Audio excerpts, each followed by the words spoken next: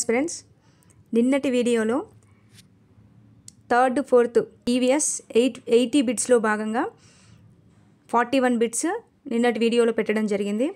So ఇంకెవరైనా చూడని వారు ఉంటే ఆ వీడియో లింక్ కూడా ఇక్కడ డిస్క్రిప్షన్లో ఇస్తాను. సో డెఫినెట్గా ఆ పార్ట్ 1 వీడియో చూడండి.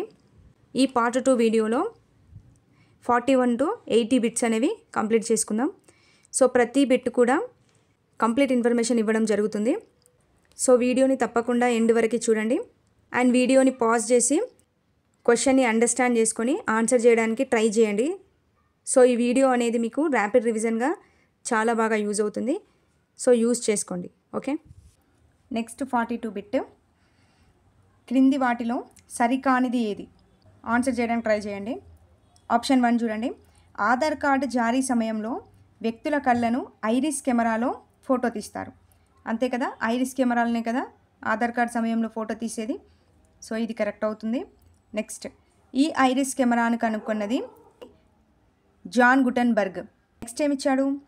ఈ కెమెరా కన్ను గుడ్డుపై ఉన్న వలయాకార భాగాన్ని ఐరిస్ని ఫోటో తీస్తుంది.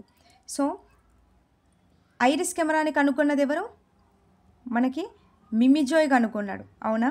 సో మనకు ఆప్షన్లో ఏమిచ్చారు? జాన్ గుటెన్బర్గ్ ఇచ్చారు. సో మనకి బి ఆప్షన్ అనేది రాంగ్ అవుతుంది. ఈ కెమెరా కన్ను గుడ్డుపై ఉన్న వలయాకార భాగాన్ని ఐరిస్నే ఫోటో తీస్తుంది. అంతే కదా, ఐరిస్ని ఫోటో తీస్తుంది కాబట్టి ఇది అవుతుంది. సో సరికానిది కాబట్టి బి అనేది సరికాదు. క్లియర్? నెక్స్ట్ ఈ చూడండి. మండల పరిషత్ కార్యాలయం యొక్క విధి కానిది ఏది అని అడిగాడు. ఆప్షన్స్ వచ్చేసి సాగునీటిని సరఫరా చేయడం, కుల ఆదాయ ధృవీకరణ పత్రాలు ఇవ్వడం, ప్రాథమిక విద్యను అందించడం, ఆరోగ్యం శిశు సంక్షేమం కార్యక్రమాలను చేపట్టడం. మనకి చాప్టర్లో మండల పరిషత్ కావచ్చు, తహసీల్దార్ కావచ్చు, బ్యాంక్ కావచ్చు, పోలీస్ స్టేషన్ కావచ్చు, మండల వనరుల కేంద్రం కావచ్చు, వీటన్నింటి గురించి కూడా మనకి డీటెయిల్గా ఇన్ఫర్మేషన్ ఇవ్వడం జరిగింది. సో వాటన్నింటినీ చూసుకోవాలి. వాటి నుంచి ప్రీవియస్ డిఎస్సిలో కూడా బిట్ అనేది ఫ్రేమ్ అయింది. అందుకే నేను ఈ బిట్ ఫ్రేమ్ చేయడం జరిగింది. చూడండి. సో మండల పరిషత్ కార్యాలయం యొక్క విధి కానిది అడిగింది కదా. సాగునీటిని సరఫరా చేయడం, ఇది మండల పరిషత్ విధి అవుతుంది. కుల ఆదాయ ధృవీకరణ పత్రాలు ఇవ్వడం, ఇది అవ్వదు. ఇది వచ్చేసి మనకి ఎంఆర్ఓ విధి అవుతుంది. అంటే తహసీల్దార్ యొక్క విధి కుల ఆదాయ ధృవీకరణ పత్రాలు ఇవ్వడం అనేది అవుతుంది. ఓకే, ప్రాథమిక విద్యను అందించడం, ఇది మండల పరిషత్ విధి. ఆరోగ్య శిశు సంక్షేమ కార్యక్రమాలు చేపట్టడం కూడా మండల పరిషత్ విధి. ఓకే, చూడండి. తహసీల్దార్ విధులు కూడా ఫ్రేమ్ చేస్తాను చూడండి. తహసీల్దార్ యొక్క విధులను గుర్తించండి. ఓకే, ఫస్ట్ ఆప్షన్ చూడండి. ప్రభుత్వ పథకాలను ప్రజలకు అందేటట్లు చూడడం. ఓకే, ఇది మనకి తహసీల్దార్ విధి అవుతుంది. నెక్స్ట్, బాలల సంబంధ అంశాలు మరియు బాలల రక్షణ సంస్థల పరిరక్షణను చేపట్టడం, ఇది వచ్చేసి మనకి తహసీల్దార్ విధి కాదు, ఇది వచ్చేసి పోలీస్ స్టేషన్ విధి అవుతుంది. క్లియర్? నెక్స్ట్, ప్రజల నుండి వచ్చిన ఫిర్యాదులను విచారణ చేయడం, ఇది కూడా మనకి తహసీల్దార్ విధి అవుతుంది. నెక్స్ట్, భూ వివాదాలను పరిష్కరించడం కూడా తహసీల్దార్ విధి అవుతుంది. ప్రజలతో సత్సంబంధాలు ఏర్పరచుకోవడం, ఇది వచ్చేసి మనకి పోలీస్ స్టేషన్ విధి అవుతుంది. ఓకే, ఇంకోటి ఏంటి తహసీల్దార్ విధి? వెట్టి చాకిరి నుండి ప్రజలను విముక్తులను చేయడం కూడా తహసీల్దార్ విధే. నెక్స్ట్, రైతు పట్టాదారు పుస్తకాలని మంజూరు చేసేది కూడా తహసీల్దార్ విధే. ఇందాక పైన ఆప్షన్లో చూపించాను కదా, కుల ఆదాయ ధృవీకరణ పత్రాలు ఇచ్చేది కూడా మనకి తహసీల్దారే. సో ఇప్పుడు మనకి ఇక్కడ ఇచ్చిన క్వశ్చన్లో ACD అనేది మనకి ఆన్సర్ అవుతుంది. ఎక్కడుంది ACD? Third option. సో మనకి థర్డ్ ఆప్షన్ అనేది ఆన్సర్. సో ఈ చాప్టర్లో ఉన్న ప్రతిదీ కూడా క్లారిటీగా చూసుకోండి. ఎందుకంటే ఇప్పుడు నేను ఫ్రేమ్ చేసిన బిట్ల నుండే మనకి ప్రీవియస్ డిఎస్సి బిట్ కూడా పడింది, 2017 డిఎస్సి. ఒకసారి చెక్ చేసుకోండి పేపర్. నెక్స్ట్ ఈ బిట్ కూడా చూడండి. మండల వనరుల కేంద్రం యొక్క విధి కానిది ఏది అని అడగడం జరిగింది. ఆప్షన్ చూడండి. ప్రాథమిక విద్యను అందించడం, పాఠశాలను పర్యవేక్షించడం, సకాలంలో హాజరు కాని ఉపాధ్యాయులపై చర్యలు తీసుకోవడం, మధ్యాహ్న భోజన నిర్వహణ సక్రమంగా జరిగేటట్లు చూడడం. ఓకే, ఇందులో మండల వనరుల కేంద్రం విధి కానిది ఏది అంటే ఫస్ట్ 1 కాదు. ఎందుకు కాదు అంటే ఈ ప్రాథమిక విద్యను అందించే బాధ్యత వచ్చేసి మనకి మండల పరిషత్ ఉంది కదా, ఈ మండల పరిషత్ కార్యాలయం యొక్క విధి మనకి ప్రాథమిక విద్యను అందించడం. ఇక్కడ ఇచ్చిన 3 విధులు కూడా BCD కూడా మనకి మండల వనరుల కేంద్రం విధి కిందికి వస్తాయి. ఓకే, నెక్స్ట్ చూడండి. మండల పరిధిలోని అన్ని రకాల అభివృద్ధి కార్యక్రమాల పర్యవేక్షణ కోసం ఎన్ని నెలలకు ఒకసారి సమావేశాలు జరుగుతాయి? ఓకే, 1 నెలక, 2 నెలలు, 3 నెలలు, 4 నెలలు. ఎన్ని నెలలకు ఒకసారి మండల అభివృద్ధి కార్యక్రమాల పర్యవేక్షణ కోసం సమావేశాలు జరుగుతాయి అంటే 3 నెలలకు ఒకసారి సమావేశాలు జరగడం జరుగుతుంది. ఓకే, గుర్తుపెట్టుకోండి పాయింట్. నెక్స్ట్ ఈ బిట్ చూడండి, ఇది కూడా ప్రీవియస్ టెట్ బిట్. సమాచార హక్కు చట్టం ఎప్పుడు అమల్లోకి వచ్చింది? ఇది చాలా ఇంపార్టెంట్. సమాచార హక్కు చట్టం గురించి నేను 2-3 బిట్స్ ఫ్రేమ్ చేశాను, 1 by 1 వస్తూ ఉంటాయి. సమాచార హక్కు చట్టం వచ్చేసి ఎప్పుడు అమల్లోకి వచ్చింది అంటే October 12, 2005 మనకి సమాచార హక్కు చట్టం అనేది అమల్లోకి వచ్చింది. ఇదే బిట్ యాజ్ టీజ్గా ఇదే విధంగా ప్రీవియస్ టెట్లో పడింది, సో గుర్తుపెట్టుకోండి. నెక్స్ట్ ఇది కూడా సమాచార హక్కు చట్టం గురించే. చూడండి, చాలా లాజిక్గా నేను ఈ బిట్ ఫ్రేమ్ చేశాను. ఆన్సర్ చేయడానికి డెఫినెట్గా ట్రై చేయండి. ఈ 48 బిట్కి మాత్రం ఆన్సర్ అనేది వీడియోని పాజ్ చేసి ఆన్సర్ చేసి నాకు కామెంట్ బాక్స్లో ఆన్సర్ పెట్టండి. చూడండి, సమాచార హక్కు చట్టం గురించి సరి కానిది ఏది? ఫస్ట్ ఆప్షన్, నామమాత్రపు దరఖాస్తు కోసం రుసుము చెల్లించాలి. నెక్స్ట్, దారిద్ర్య రేఖకు దిగువన ఉన్నవారు కూడా రుసుము చెల్లించాల్సిన అవసరం లేదు. దరఖాస్తు చేసుకున్న 48 రోజుల్లోగా సమాచారం అందించాలి. జీవించే హక్కు వ్యక్తి స్వేచ్ఛకు సంబంధించింది అయితే 2 రోజుల్లోగా సమాచారం ఇవ్వాల్సి ఉంటుంది. ఓకే, ఇందులో సరికానిది అంటే 4 ఆప్షన్లో 3 ఆప్షన్ సరైనది, 1 సరికానిది ఉంది, అదేంటో గుర్తించాలి. చూడండి, నామమాత్రపు దరఖాస్తు కోసం రుసుము చెల్లించాలి, అంతే కదా. నామమాత్రపు దరఖాస్తు కోసం డెఫినెట్గా రుసుము చెల్లించాల్సి ఉంటుంది. అదే దారిద్ర్య రేఖకు దిగువన ఉన్నవారు కూడా రుసుము చెల్లించాల్సిన అవసరం లేదు. ఎస్, ఇది కూడా రైటే కదా. దారిద్ర్య రేఖకు దిగువన ఉన్నవారు రుసుము చెల్లించాల్సిన అవసరం ఉండదు. నెక్స్ట్ చూడండి, దరఖాస్తు చేసుకున్న 48 రోజుల్లోగా సమాచారం ఇవ్వాలి. సో ఇది మనకి రాంగ్ ఆన్సర్ అవుతుంది. ఎందుకు అంటే దరఖాస్తు చేసుకున్న తర్వాత 30 రోజుల్లోగా మనకి సమాచారం అనేది అందించాల్సి ఉంటుంది. ఓకే, 48 రోజులు కాదు, 30 రోజులు. నాకు తెలిసి అందరూ 4th ఆప్షన్ రాంగ్ అనుకుంటారు, ఎందుకంటే ఇక్కడ లాజిక్ పెట్టా. చూడండి, జీవించే హక్కు వ్యక్తి స్వేచ్ఛకు సంబంధించింది అయితే 2 రోజుల్లోగా సమాచారం ఇవ్వాలి. సో ఇది కూడా కరెక్టే కదా. అంటే మనకి టెక్స్ట్ బుక్లో ఏం మెన్షన్ చేశాడు, 48 గంటల్లోగా సమాచారాన్ని ఇవ్వాల్సి ఉంటుంది. బట్ నేను దాన్ని కొంచెం బిట్ని లాజిక్ ప్లే చేసి 2 రోజుల్లోగా అని, 48 గంటలు అంటే మనకి 2 రోజులే కదా. సో 2 రోజుల్లోగా అని చెప్పేసి బిట్ ఫ్రేమ్ చేసి పెట్టాను. ఇలాంటి లాజిక్సే ప్లే చేసి మనకి ఎగ్జామినర్ బిట్ అనేది ఫ్రేమ్ చేస్తాడు. ఓకే, సో ఇది ఈ బిట్కి explanation. Okay, next bit, roof garden అనగా అండి వంట గదుల్లో మొక్కలను పెంచడం కాదు కదండి. నెక్స్ట్, ఇంటి పైకప్పుపై ప్లాస్టిక్ షీట్లను పరిచి మట్టితో మడులను ఏర్పాటు చేసి మొక్కలను పెంచడం. ఎస్, ఇదే కదా రూఫ్ గార్డెన్ అంటే. అంటే ఇల్లుంది, ఈ ఇంటిపై ప్లాస్టిక్ షీట్లను అన్నింటినీ పరిచేసి వాటిపై మట్టి మడులను ఏర్పాటు చేసి వీటిపైన మొక్కలను పెంచడం జరుగుతుంది. దీన్ని రూఫ్ గార్డెన్ అని పిలుస్తారు. ఓకే, ఇంటి ఆరు బయట ప్లాస్టిక్ షీట్లను పరిచి మొక్కలను పెంచడమా? కాదు. పొలంలో ఒక ప్రాంతాన్ని చదును చేసి మొక్కలను పెంచడం కాదు. నెక్స్ట్, ఇటుకల తయారీ దశలను గురించి బిట్ ఫ్రేమ్ అయింది.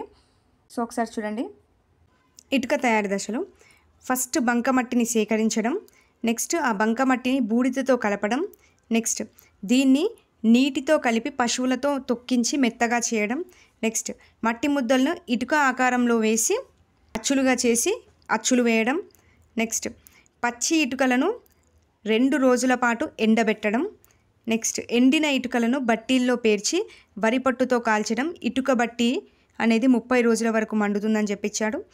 నెక్స్ట్ ఇటుక ఎర్రగా కాలగానే వారం రోజులు చల్లార్చి ఆ తర్వాత ఇల్లు కట్టేవారికి అమ్ముతారు. ఓకే, అంటే ఫస్ట్ 2 రోజుల పాటు ఎండలో ఎండబెడతారు, తర్వాత వారం రోజులు చల్లార్చుతారు. ఓకే, ఇక్కడ ఈ పాయింట్ చూసుకోవాలి. ఫస్ట్ బంకమట్టిని సేకరించడం. ఎస్, ఫస్ట్ బంకమట్టిని సేకరించడమే కదా. నెక్స్ట్ పచ్చి ఇటుకలను 2 రోజుల పాటు ఎండబెట్టడం కాదు, బంకమట్టిని బూడిదతో కలపడం.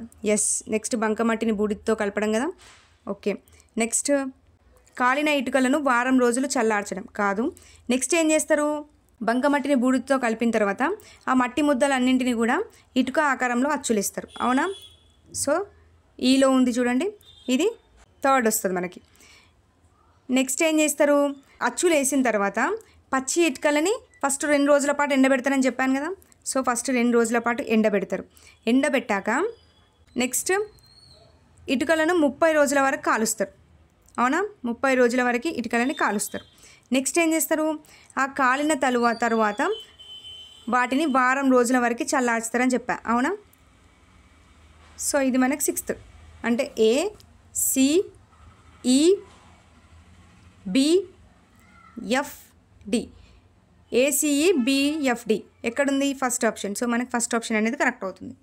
క్లియర్. ఇది అంటే ఫస్ట్ 2 రోజుల పాటు ఎండబెడతారు. ఇటుక బట్టి అనేది 30 రోజుల వరకు కాలుతుంది. నెక్స్ట్ వారం రోజులు అనేది ఇటుకను చల్లార్చుతారు. చల్లార్చిన తర్వాత వాటిని ఇల్లు కట్టే వారికి అమ్మడం జరుగుతుంది. ఈ నెంబరింగ్ ఇంపార్టెంట్, సో ఈ నెంబరింగ్ చూసుకోండి. నెక్స్ట్, చెక్క ఇండ్లు మనకు ఎక్కువగా ఏ రాష్ట్రాల్లో కనిపిస్తాయి? ఆగ్నేయ రాష్ట్రాలు, నైరుతి రాష్ట్రాలు, ఈశాన్య రాష్ట్రాలు, వాయువ్య రాష్ట్రాలు. ఓకే, చెక్క ఇండ్లు అనేవి మనకి ఎక్కువగా ఈశాన్య రాష్ట్రాల్లో కనిపిస్తాయి. సో ఆన్సర్ వచ్చేసి C. Clear. Next bit, Dal సరస్సు అనేది మనకి ఎక్కడ కనబడుతుంది? పంజాబ్, శ్రీనగర్, ఉత్తరప్రదేశ్, నేపాల్. ఎక్కడ కనబడుతుంది? శ్రీనగర్లో మనకి దాల్ సరస్సు అనేది కనబడుతుంది. సో శ్రీనగర్లో ఈ దాల్ సరస్సుపై డోంగా అనే పడవ ఇళ్లలో యాత్రికులు అనేవారు ప్రయాణించడం జరుగుతుంది. ఓకే, ఇది ఒకటి గుర్తుపెట్టుకోండి. నెక్స్ట్, మన రాష్ట్రంలో రంగురంగుల బండలు ఏ ప్రాంతంలో కనిపిస్తాయి? తాండూర్, ఖమ్మం, సంగారెడ్డి, మంచిర్యాల. ఏ ప్రాంతంలో రంగురంగుల బండలు కనిపిస్తాయి?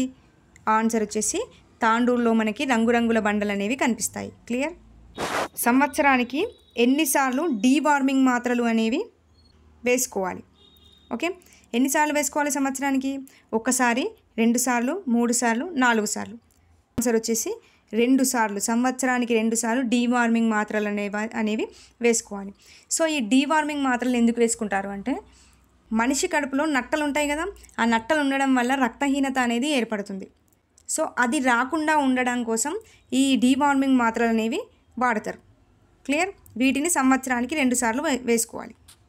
నెక్స్ట్, క్రింది వాటిలో సరైనవి గుర్తించండి. ఆప్షన్స్ని చూసుకుంటూ వెళ్ళిపోదాం డైరెక్ట్. అనితాబాయ్ మహారాష్ట్రలోని బేతూల్ జిల్లాలోని చిచౌలి గ్రామంలో జన్మించింది. ఇది కరెక్టా కాదా? మహారాష్ట్రలో కాదండి జన్మించింది, ఎంపీ మధ్యప్రదేశ్లో ఈ అనితాబాయ్ జన్మించడం జరిగింది. సో ఇది మనకి సరికాదు. నెక్స్ట్, సులభ్ శానిటేషన్ అవార్డు వచ్చేసి రాష్ట్ర ప్రభుత్వం అందించును అని చెప్పేసి ఇవ్వడం జరిగింది. సో ఇది కూడా మనకి రాంగ్. ఎందుకు అంటే సులభ్ శానిటేషన్ అవార్డు వచ్చేసి మనకి అందించేవారు కేంద్ర ప్రభుత్వం వారు అందిస్తారు. ఓకే, నెక్స్ట్, 100% గ్రామాలు పారిశుద్ధ్యంగా ఉంటే నిర్మల్ పురస్కారం అనేది ఇస్తారు. ఎస్, అంతే కదా, 100% గ్రామాలు పారిశుద్ధ్యంగా ఉంటే ఇచ్చే అవార్డు నిర్మల్. సో మనకి సి అనేది ఆన్సర్ అవుతుంది. క్లియర్. సో ఈ పాయింట్స్ క్లారిటీగా చూసుకోండి. రాక్ గార్డెన్ అనగా ఇందాక మనం చూసింది రూఫ్ గార్డెన్. రూఫ్ గార్డెన్ అంటే ఏంటి? ఇళ్లపై ప్లాస్టిక్ షీట్లను పరిచి మట్టితో మడులను ఏర్పాటు చేసి దానిపైన మొక్కల్ని పెంచుతారు. అది మనకి రూఫ్ గార్డెన్. కానీ ఇక్కడ అడిగింది రాక్ గార్డెన్. ఏంటి రాక్ గార్డెన్ అంటే? చూడండి, ఇంటి పైకప్పుపై ప్లాస్టిక్ షీట్లను పరిచి మట్టితో మడులను ఏర్పాటు చేసి మొక్కలను పెంచడం. సో ఇది కాదు కదా, ఇది రూఫ్ గార్డెన్. పాఠశాల ప్రాంగణంలో వివిధ రకాల మొక్కలను సేకరించి గార్డెన్ ఏర్పాటు చేయడం కాదు కదా, ఇది కూడా మనకు కాదు. నెక్స్ట్, పారేసిన చెత్తను సేకరించి నిర్మాణ సామాగ్రిగా మార్చి అందంగా నిర్మించడం, దీన్నే రాక్ గార్డెన్ అంటారు. ఓకే, ఇక్కడ 2 బిట్స్ ఉన్నాయి చూసుకోండి. రూఫ్ గార్డెన్ ఒకటి, రాక్ గార్డెన్ ఒకటి. పారేసిన చెత్తను సేకరించి నిర్మాణ సామాగ్రిగా మార్చి అందంగా నిర్మించడాన్ని రాక్ గార్డెన్ అని పిలుస్తారు. సో కాగితాలతో వివిధ రకాల బొమ్మలను తయారు చేయడం కూడా కాదు. క్లియర్. రెండింటికి డిఫరెన్స్ చూసుకోండి. పర్యావరణ పరిరక్షణ సూత్రాలను సరైన క్రమంలో అమర్చండి. మనకు 3 సూత్రాలు ఇచ్చారు. తిరిగి వాడడం, చెత్తను తగ్గించడం, రీసైక్లింగ్. సరైన క్రమంలో అమర్చితే ఏమొస్తుంది? ఫస్ట్ చెత్తను తగ్గించడం, నెక్స్ట్ తిరిగి వాడడం, నెక్స్ట్ రీసైక్లింగ్ చేయడం. So BAC option 4th option. So మనకి 4th ఆప్షన్ అనేది కరెక్ట్ అవుతుంది. చెత్తను తగ్గించాలి, తిరిగి వాడాలి, రీసైక్లింగ్ చేసుకోవాలి. క్లియర్. ఇది పర్యావరణ పరిరక్షణ సూత్రాలు. నెక్స్ట్ క్వశ్చన్, రామప్ప చెరువు జయశంకర్ జిల్లాలో ఉంది. ఇది మానవ నిర్మిత చెరువు. 12వ శతాబ్దంలో నిర్మించారు. రామప్ప దేవాలయం చిత్రకళకు ప్రసిద్ధి. ఇందులో సరైనవేవి గుర్తించాలి. సో ఫస్ట్ ఆప్షన్ చూడండి, రామప్ప చెరువు జయశంకర్ జిల్లాలో ఉంది కదా. రామప్ప చెరువు మనకి ఏ జిల్లాలో కనబడుతుంది? జయశంకర్. సో ఇది కరెక్టే అవుతుంది. ఇది మానవ నిర్మిత చెరువు కరెక్టే కదా, ఇది మానవ నిర్మిత చెరువే. నెక్స్ట్, దీన్ని 12వ శతాబ్దంలో నిర్మించారు. కాదండి, ఈ చెరువు నిర్మించింది మనకి 13వ శతాబ్దంలో నిర్మించడం జరిగింది. ఓకే. నెక్స్ట్, రామప్ప దేవాలయం చిత్రకళలకు ప్రసిద్ధి. చిత్రకళకు కాదు రామప్ప దేవాలయం, శిల్పకళకు ప్రసిద్ధి. ఓకే. సో సిడి అనేది రాంగ్, ఏబి అనేది రైట్. ఏ option? 4th option. So 4th option అనేది కరెక్ట్. క్లియర్? చూడండి, చిన్న చిన్న పాయింట్లే, వాటితోనే బిట్ అనేది ఫ్రేమ్ అవుతుంది. సో ఈ విధంగా ప్రిపరేషన్ అనేది కంటిన్యూ చేయండి. నెక్స్ట్ బిట్, ఇది కూడా ప్రీవియస్ టెట్ బిట్టే, సేమ్ ఇదే బిట్ పడింది. ఉదయ సముద్రం అని ఏ చెరువుకి పేరు అని చెప్పేసి ఇవ్వడం జరిగింది. ఆప్షన్స్ పానగల్లు చెరువు, రామప్ప చెరువు, సాంబార్ సరస్సు, మూసీ చెరువు. సో ఏంటి ఆన్సర్? ఉదయ సముద్రం అని పానగల్లు చెరువును పిలుస్తారు. ఓకే. సో దీని గురించి చూసినట్లయితే ఈ చెరువు వచ్చేసి మనకి నల్గొండ జిల్లాలో కనబడుతుంది. జిల్లా కూడా గుర్తుపెట్టుకోవాలి. సో ఈ చెరువుని ఎవరు నిర్మించారు అంటే మనకి కాకతీయ రాజు ఉన్నాడు కదా, ఆ కాకతీయ రాజు అయిన ప్రతాపరుద్రుడు ఉన్నాడు కదా, ఈ ప్రతాపరుద్రుడు ఈ పానగల్లు చెరువును నిర్మించడం జరిగింది. అయితే ఈ చెరువు దగ్గరే ప్రసిద్ధి చెందిన ఛాయ సోమేశ్వర స్వామి దేవాలయం కూడా ఈ పానగల్లు చెరువు దగ్గరే ఉంది. ఓకే. ఇక్కడ ఈ 3 పాయింట్లు ఇంపార్టెంట్, గుర్తుపెట్టుకోండి. ఇది ప్రీవియస్ టెట్ బిట్టే. ఏమడిగారు? హుస్సేన్ సాగర్ చెరువుని ఎప్పుడు నిర్మించారు? సో మనకి ఇక్కడ ఇయర్స్ కూడా చాలా ఇంపార్టెంట్. హుస్సేన్ సాగర్ చెరువు వచ్చేసి మనకి 1562లో మనకి హుస్సేన్ సాగర్ చెరువును నిర్మించడం జరిగింది. ఓకే. ఈ హుస్సేన్ సాగర్ చెరువు వచ్చేసి 32 అడుగుల లోతు ఉంటుంది. అయితే ఈ చెరువు గుర్రెపు డెక్క ఆకులు ఉంటాయి కదా, ఆ ఆకులతో నిండిపోవడం వల్ల ఈ చెరువు అనేది బాగా పూడిపోవడం జరిగింది. ఈ చెరువుని ఎవరు నిర్మించారు అంటే కుతుబ్షాహీ పాలకులు ఈ చెరువును నిర్మించడం జరిగింది. ఈ పాయింట్స్ గుర్తుపెట్టుకోండి. నెక్స్ట్, గండిపేట చెరువు అని దేనికి పేరు? ఇది కూడా ప్రీవియస్ టెట్ బిట్టే. సో మూసీ నదిక, పానగల్లు చెరువు, హుస్సేన్ సాగర్, ఉస్మాన్ సాగర్. సో గండిపేట చెరువు అని దేనికి పేరు? ఉస్మాన్ సాగర్. ఉస్మాన్ సాగర్నే గండిపేట చెరువు అని కూడా పిలుస్తారు. అయితే ఈ చెరువు వచ్చేసి మనకి మూసీ ఉపనదిపై నిర్మించడం జరిగింది. ఇది మనకి మంచినీటి చెరువు. ఓకే. ఇక్కడ 2 పాయింట్లు గుర్తుపెట్టుకోండి. ఉస్మాన్ సాగర్ చెరువు మూసీ నది యొక్క ఉపనదిపై నిర్మించడం జరిగింది, గుర్తుపెట్టుకోండి. నెక్స్ట్, ఉదయ్పూర్ నగరం ఏ రాష్ట్రంలో ఉంది? Options Rajasthan, Punjab, Chhattisgarh, Jammu and Kashmir. Okay. ఎక్కడుంది మనకి ఉదయ్పూర్ నగరం అనేది? రాజస్థాన్ రాష్ట్రంలో ఉదయ్పూర్ నగరం అనేది కనబడుతుంది. ఓకే. ఆన్సర్ వచ్చేసి రాజస్థాన్. నెక్స్ట్ బిట్, క్రింది వాటిలో సరికానిది గుర్తించండి అని చెప్పేసి అడగడం జరిగింది. సో ఉదయపూర్ నగరాన్ని సరస్సుల నగరం అని పిలుస్తారు, అంతే కదా. ఉదయ్పూర్ నగరాన్ని సరస్సుల నగరమే అని పిలుస్తారు. సో ఇది మనకి ఆన్సర్ అవుతుంది. నెక్స్ట్, ఈ నగరం బంజారాల ద్వారా అభివృద్ధి పరచబడింది. నెక్స్ట్ ఆప్షన్, ఉదయపూర్లోని అన్ని సరస్సుల్లో పిచోలా సరస్సు అనేది ముఖ్యమైనది. పైవన్నీ సరైనవి. చూడండి, బి ఆప్షన్ చూడండి, ఈ నగరం బంజారాల ద్వారా అభివృద్ధి పరచబడింది. సో ఈ ఆన్సర్ అనేది కాదు. ఎందుకు అంటే బంజారాల ద్వారా అభివృద్ధి పరచబడలేదు, బంజారాల ద్వారా నిర్మించబడింది. ఓకే, డిఫరెన్స్ చూసుకోండి. బంజారాల ద్వారా నిర్మించబడింది. మహారాజా ఉదయ్ సింగ్ ఉన్నాడు కదా, మహారాజా ఉదయ్ సింగ్తో అభివృద్ధి పరచబడింది. ఓకే, బట్ ఇక్కడ ఏమి ఇచ్చా నేను? అభివృద్ధి పరచబడింది అని ఇచ్చా. కాదు, బంజారాల ద్వారా నిర్మించబడింది, ఉదయ్ సింగ్తో అభివృద్ధి పరచబడింది. ఓకే, సో మనకు సెకండ్ ఆప్షన్ అనేది రాంగ్ అవుతుంది. ఉదయ్పూర్లోని అన్ని సరస్సుల్లో పిచోలా సరస్సు ముఖ్యమైనది. సో ఇది మనకి కరెక్టే అవుతుంది. సో బి అనేది రాంగ్. ఓకే, ఇలా చిన్న చిన్న పాయింట్స్ కూడా చూసుకోవాలి. నెక్స్ట్, మాంసం చేప ముక్కలకు తగినంత ఉప్పు కలిపి ఎండబెట్టి నిల్వ ఉంచి అవసరమైనప్పుడు వాటిని వాడుకోవడాన్ని ఇలా పిలుస్తారు. నాగులు, కార్వింగ్, ఒరుగులు, నిల్వ. ఆన్సర్ ఏంటి? ఒరుగులు అని పిలుస్తారు. ఓకే, ఇక్కడ నాగులు అంటే ఏంటి? లైక్ వస్తు మార్పిడి టైప్ ఇది, అవునా? సో ఇది మనకు ఆన్సర్ అవ్వదు. కార్వింగ్ అంటే ఏంది? కార్వింగ్ అంటే వెజిటేబుల్ కార్వింగ్ అన్నట్టు, అంటే ఫ్రూట్స్తో డిఫరెంట్ డిజైన్లలో తయారు చేస్తారు. సో ఇది మనకు ఆన్సర్ కాదు. నిల్వ అనేది కాదు. ఈ విధంగా ఎలిమినేట్ చేసుకున్న ఆన్సర్ని ఈజీగా పెట్టొచ్చు. నెక్స్ట్ 65 బిట్, బస్సులలో టికెట్లు ఇచ్చే మిషన్ని ఏమని పిలుస్తారు? RITE, NIMS, PIRT, TIMS. ఏమని పిలుస్తారు? బస్సులలో టికెట్ ఇచ్చే మిషన్ని TIMS, TIMS అని పిలుస్తారు. అంటే దీని ఫుల్ ఫామ్ కూడా తెలుసుకోవాలి. T అంటే టికెట్, I అంటే ఇష్యూయింగ్, ఎం అంటే మిషన్, ఎస్ అంటే సిస్టమ్. అంటే టికెట్ ఇష్యూయింగ్ మిషన్ సిస్టమ్ అని చెప్పేసి పిలుస్తారు. ఓకే, నెక్స్ట్ టికెట్ లేకుండా ప్రయాణం చేస్తే జైలు శిక్ష, జరిమానా వరుసగా ఎన్ని సంవత్సరాలు జైలు శిక్ష పడుతుంది, ఎంత జరిమానా పడుతుంది? 6 నెలలు పడుతుంది. 500 రూపాయల జరిమానా అనేది టికెట్ లేకుండా ప్రయాణం చేస్తే శిక్షగా విధిస్తారు. ఓకే, సో మనకి ఏ అనేది కరెక్ట్. సర్ జాన్ మార్షల్ ఏ సంవత్సరంలో సింధు నది పరివాహక ప్రాంతంలో తవ్వకాలు జరిపారు? ఆప్షన్స్ చూడండి. ఏ సంవత్సరంలో సింధు నది ప్రాంతంలో తవ్వకాలు జరిపారు? 1921-22 ఇయర్లో మనకి సింధు నది ప్రాంతంలో సర్ జాన్ మార్షల్ తవ్వకాలు జరపడం జరిగింది. ఓకే, ఈ ఇయర్ కంపల్సరీ గుర్తుపెట్టుకోండి. నెక్స్ట్, సింధు ప్రజలు వాడని లోహం ఏది అని అడిగారు. ఇది కూడా ప్రీవియస్ టెట్ బిట్టే. అండ్ 2017 డిఎస్సి పేపర్ చూడండి, అందులో కూడా మనకి ఈ బిట్ రావడం జరిగింది. రాగి, ఇనుము, తగరం, సీసం. సింధు ప్రజలు వాడని లోహం ఏది? ఇనుము అనేది సింధు ప్రజలకు తెలియదు. రాగి తెలుసు, తగరం తెలుసు, సీసం తెలుసు. సో వారు వాడని లోహం వచ్చేసి ఇనుము. చాలా ఇంపార్టెంట్ పాయింట్ గుర్తుపెట్టుకోండి. నెక్స్ట్, సింధు ప్రజల గురించి సరైన స్టేట్మెంట్ కానిది ఏది? ఆప్షన్ చూడండి.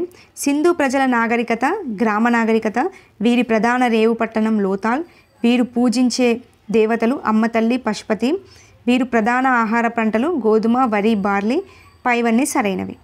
చూడండి, సరికాని స్టేట్మెంట్ ఏది? సింధు ప్రజల నాగరికత వచ్చేసి గ్రామ నాగరికత అని ఇచ్చారు. గ్రామ నాగరికత కాదు, సింధు ప్రజల యొక్క నాగరికత పట్టణ నాగరికత. ఓకే, సో ఫస్ట్ ఆప్షన్ అనేది రాంగ్. నెక్స్ట్, వీరి యొక్క ప్రధాన రేవు పట్టణం లోతాల్, ఇది previous TET bit. Okay, yes అది కరెక్టే. వీరు పూజించే దేవతలు అమ్మ తల్లి పశుపతి, ఎస్ ఇది కరెక్టే.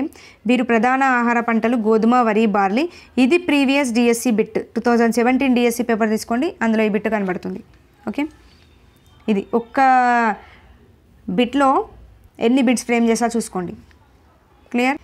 గిరిజన సంస్కృతి సాంప్రదాయాలు తెలుసుకోవడానికి గిరిజన ప్రదర్శనశాల ఇక్కడ కనిపిస్తుంది. ఎక్కడ కనిపిస్తుంది మన గిరిజన ప్రదర్శనశాల? శ్రీశైలంలో కనబడుతుంది. ఓకే, శ్రీశైలం అనేది ఆన్సర్. చాలా ఇంపార్టెంట్, గుర్తుపెట్టుకోండి. నెక్స్ట్, సారనాథ్ స్తూపం మనకు ఏ రాష్ట్రంలో కనబడుతుంది? రాజస్థాన్, ఉత్తరాఖండ్, ఉత్తరప్రదేశ్, బీహార్. ఏ రాష్ట్రంలో కనబడుతుంది మనకి సారనాథ్ స్తూపం? ఉత్తరప్రదేశ్లో మనకి సారనాథ్ స్తూపం అనేది కనబడుతుంది. సో ఈ సారనాథ్ స్తూపాన్ని నిర్మించింది ఎవరు? మనకి అశోకుడు నిర్మించడం జరిగింది.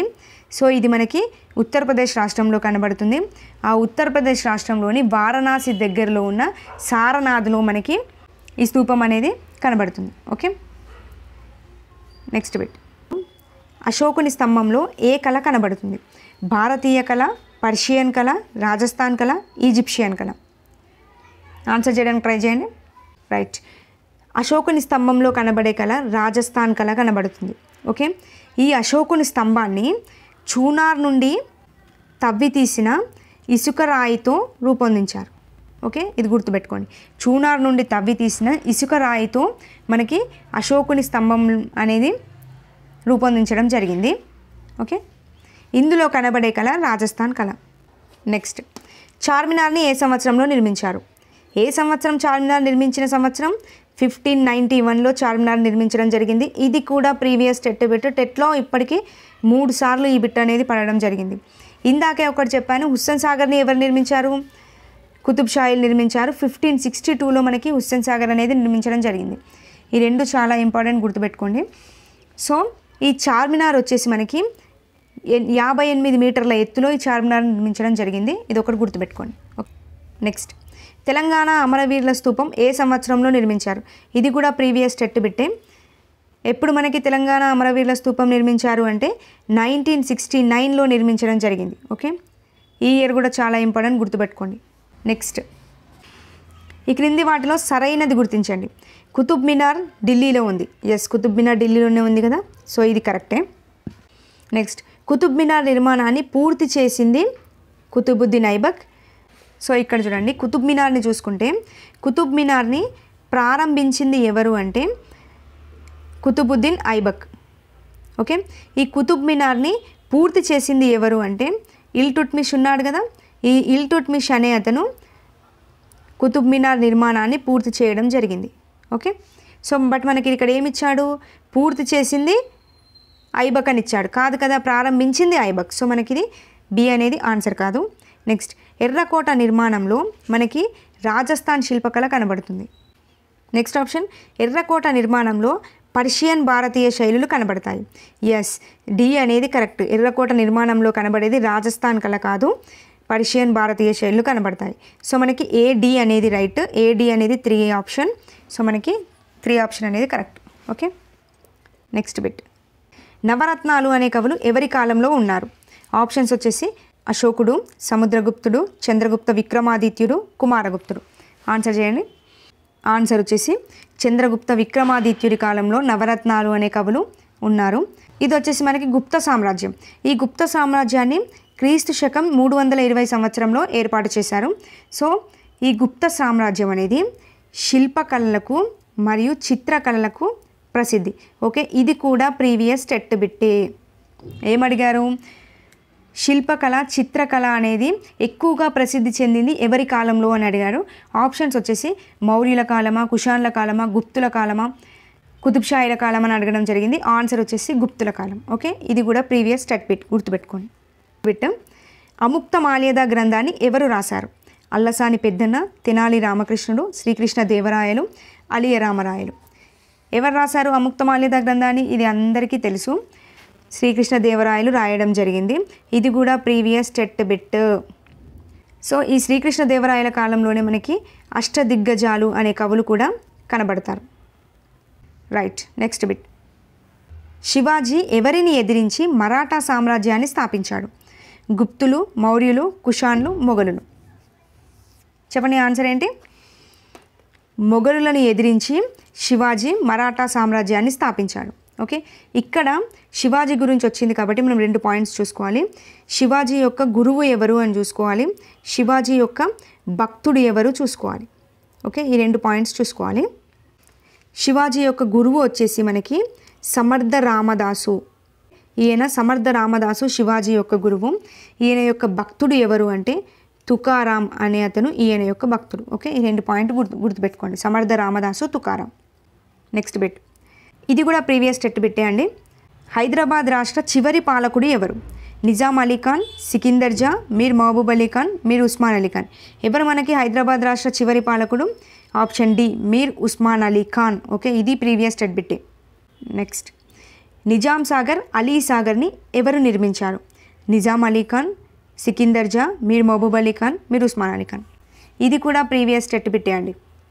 ఎవరు నిర్మించారు నిజాం సాగర్, అలీ సాగర్ని?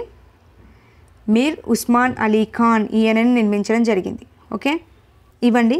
ఇప్పటి వరకు మనం 80 బిట్స్ చూసాం. ఆ 80 బిట్స్లో కూడా మీరు చూసే ఉంటారు. ప్రతి బిట్ని కూడా డీటెయిల్గా ఎక్స్ప్లెయిన్ చేయడం జరిగింది. అంటే మీరు ఈ బిట్స్ చూసారు అంటే ర్యాపిడ్గా రివిజన్ అయిపోతుంది. ఎందుకంటే నేను ప్రతి బిట్ని కూడా ఆ కాన్సెప్ట్ మొత్తం వచ్చేలాగా ఫ్రేమ్ చేశాను. ఆ కాన్సెప్ట్ మొత్తం కూడా నేను ఎక్స్ప్లెయిన్ చేయడం జరిగింది. సో వీడియోని ఎక్కడా స్కిప్ చేయకుండా చూడండి.